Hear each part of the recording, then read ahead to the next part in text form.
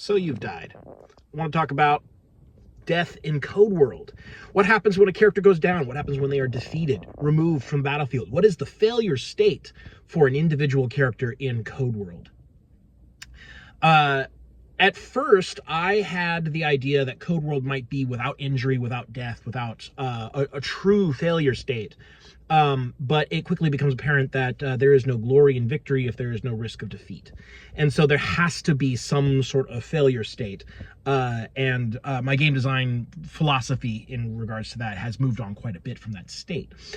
As it stands right now, if you take injuries that you do not have the capacity for, very much like Blades in the Dark, you take an injury, you're full up on that injury, so it goes up to the next one, and if that's full, it goes up to the next one as well. And if it goes past the end of the injury track, you go bruised, battered, broken. If you're already broken, now you have de-rezzed. The system actually makes you disappear from reality while it fixes your injuries, and you will reappear later when the system decides it is safe.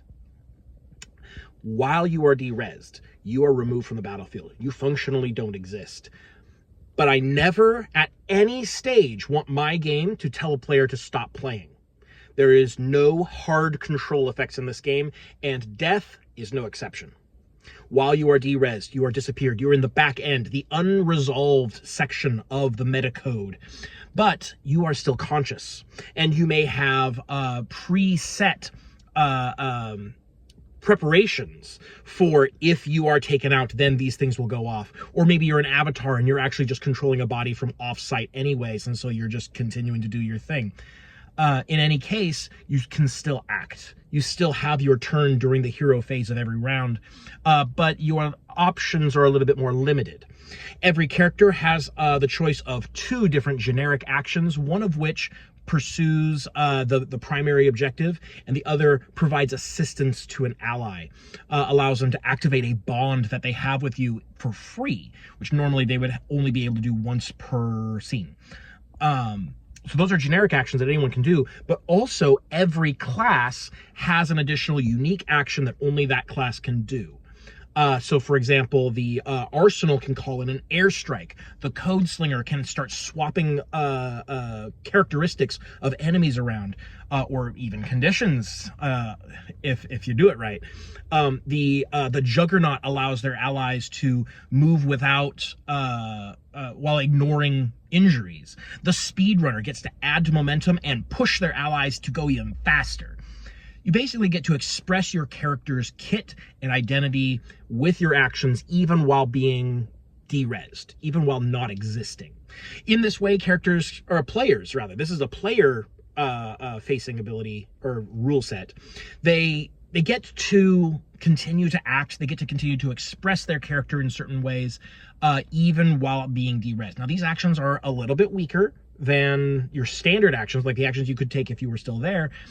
They have a few more restrictions on them, and still, if all player characters are de-rezzed out of a scene, then that is a failure state of the scene entirely. So it's not like there are no consequences. You still don't want to be de-rezzed. It's still a drawback, but it does not at any point take you out of the fight.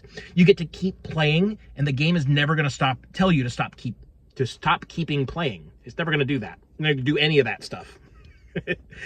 So, yeah, death in Codeworld is temporary. You get de-rezzed, you're going to get re-rezzed later. The system will not let you die permanently, but you will come back changed.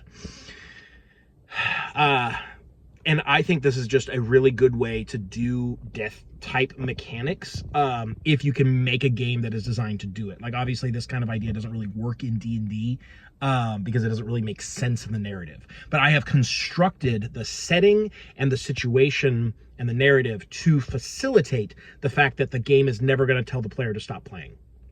You're always going to have options when it is your turn. You're going to continue to be invested and involved in the game state.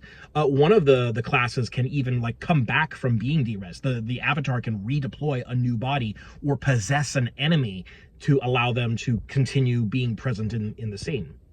And every character has 2 classes, so you get 4 options total, which I think is pretty good. Better than 0 for sure.